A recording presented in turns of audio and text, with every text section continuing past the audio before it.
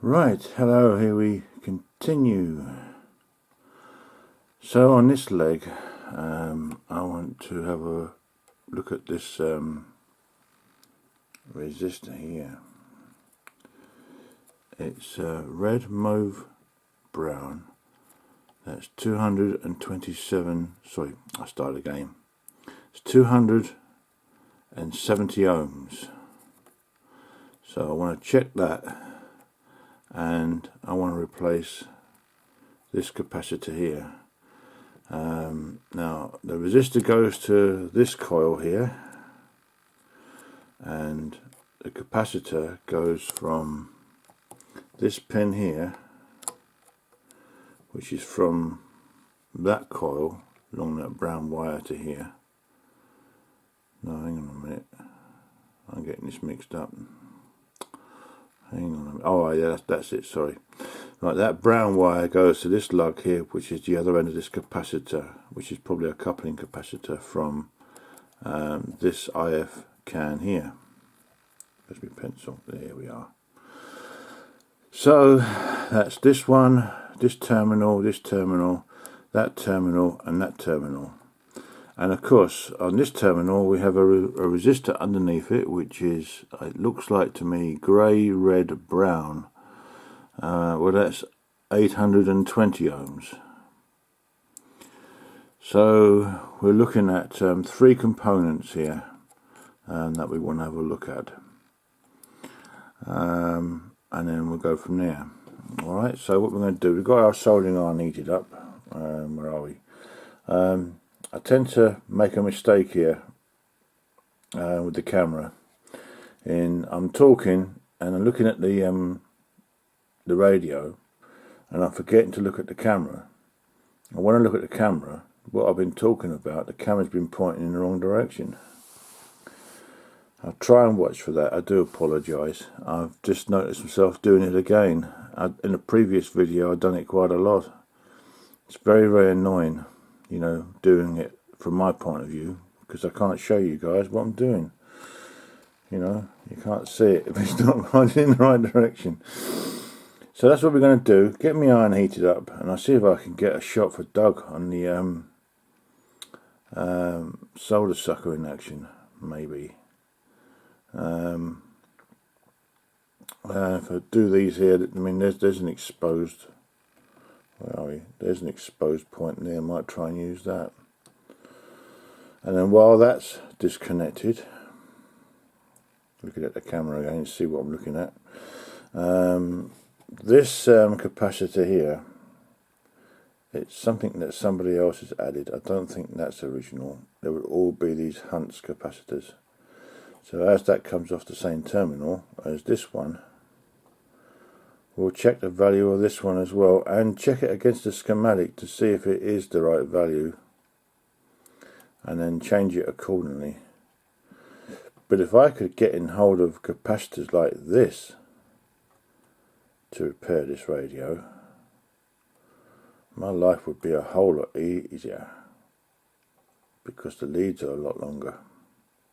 And we have to keep extending them all the time. Saves a lot of hassle, but there you go. So I'm going to set this up on a tripod and try and show you me doing that. But it's not easy, because as you know, my hand keeps getting in the way. So anyway, we'll have a go at that. Let's stop this for a minute. Right, here we go with the soldering iron. So I'll just clean the old solder off my soldering iron. And just get a bit of solder on it. Wet the iron as it were. Works a lot better when the iron is wet. Right, so I'm just looking at the camera to see if you can see this. Hopefully you can.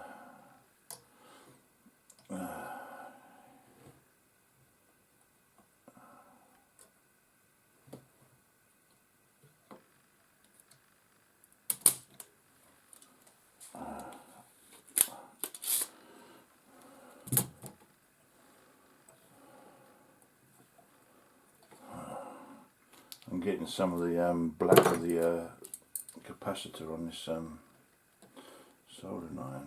So what I'm trying to do is lift these wires off. There we go, that's that one off. And that one's off. So that's those two disconnected. Now we're going to try and remember what I said to you in the previous videos. There's mica caps in these, so you have to be careful you don't overheat these pins. You know, it's important. You can do a whole lot of damage without realising it. Right, now I'm going to try and lift this resistor off one of these pins. So I'm going to try getting, but I'm not removing them completely until I'm actually ready. So I'm just checking to see if that's in shot. Are we in shot? Yes, we are. Okay. So wet the iron. Sometimes it helps to add a little bit of flux, but see how we go. So there we are, we've melted it. There we go. That removes another great big lump of solder. Let that cool down for a little bit. If you think you got it too hot, have a bit of rubbing alcohol handy with a brush. You know, you can cool it down very quickly. I think what I'm going to do here, I'm going to get my bigger soldering iron going. Because I'm not happy with the way this is going. I'll just get my soldering iron sorted out. Oh, okay, the reason why I'm changing soldering irons is I'm finding that the little iron, the 15-watt iron, is taking too long to heat the pins up. And the longer it takes to heat the pin up, the more heat is transferred inside the can, so therefore you've got more chance of hurting them capacitors. So what I've done now is I've disconnected that one, and I've now hooked up the 18-watt iron with the big bit. When that's heated up, that will get me the heat to the job, to the work that I'm working on much more quickly, and then we can get the job done without overheating the pins. So I'm just waiting on the iron heating up. I'll start recording when I get to that bit. Right, our soldering iron, our 18 watter, has been warming up for a few minutes. We've just wetted it with some solder to make it easier to I hope you can see that. So now I'm ready. Well, wrong thing. That's not the pliers I want. This is the pliers I want. So what I'm trying to do is lift up this resistor off of here.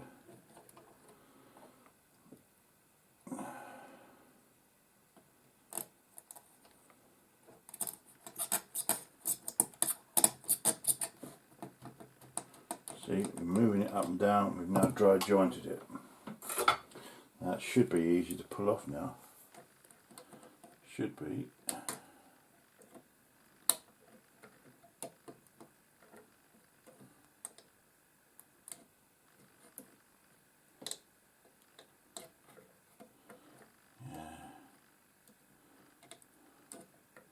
I don't want to break this resistor if I can help it, because I want to get my multimeter on it and see how out of value it is. It might be alright. There we go, there's our resistor. Okay, so now we've got our resistor disconnected. And that goes to a transistor on top. There's a transistor just here. Where are we? I'm trying to find it. Just the other side of here. This is, where are we? This here, pin 1, 2, 3 and 4, they are all pins to do with the transistor on top. Okie dokie, so we've got our capacitor off, that's that fella there. That and those two go to that pin. It's difficult to see because it all looks the same. And this one to this pin here. So let's get our multimeter out and we'll have a little test. Right, we've got our crocodile leads across this resistor, which is underneath this capacitor. There we are.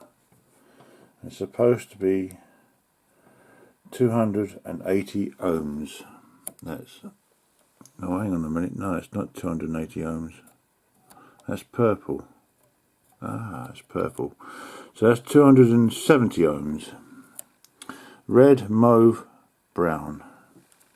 270 ohms, and we've got 284. So that's coming out.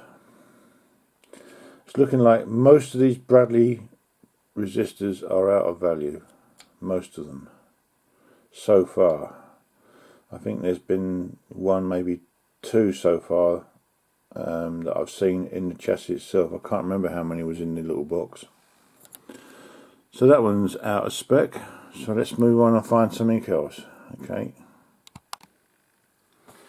Right. I also noticed that there's a resistor on the other side of this block of connectors, which is also the same value as the other one we just tested.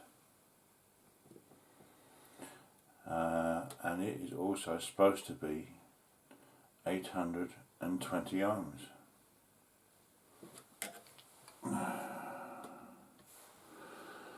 And that one is reading 913 ohms. Or is that more than that? Yeah, 913 we'll call that. So that one's even worse than the other one. So that's another one that bites the dust. Yeah, that's there you are, you can see it's hooked in there. Where are we? There it is. This is, try and get a better shot for you. That's this resistor here. See, there's the other one on this side that we tested. Well, hang on a minute, I've lost track. No, hang on a minute. No, I've got that wrong. I'm going to test that one. Sorry, we tested this one before. My mistake. Right, the resistor we tested before was 270 ohms. This is a different resistor altogether. It's not the same value. Sorry, I lost track of what I was doing then for a minute. It does happen, you know. So that's grey, red, brown, that looks like to me. It definitely looks like a brown. You'll be careful with these colour codes because some of the browns could be brown or purple. Different manufacturers have their own ideas on what the colours are, or what they call purple and brown, and they can be confusing. So anyway, yeah, that one's out. So we'll also check this one on this side as well. And one end of that is connected to this 0.02 UF capacitor, which is this fella here. Are we in focus? Yeah, just about. So when we've done this one, that one, this one, that one, and that one, we'll have a switch on. And also checked this square capacitor here, which is not original. We'll have a switch on then and see what differences we've got. Okie dokie. But this is one of the reasons why on the previous videos to this one I haven't actually been showing you me actually doing things, because it takes a long time and it means a lot more videos to be made and for you to see. You know, as I say, all these resistors all want looking at. So let's crack on with that. We've got enough here now to start to go hunting for some parts now and see what we can find.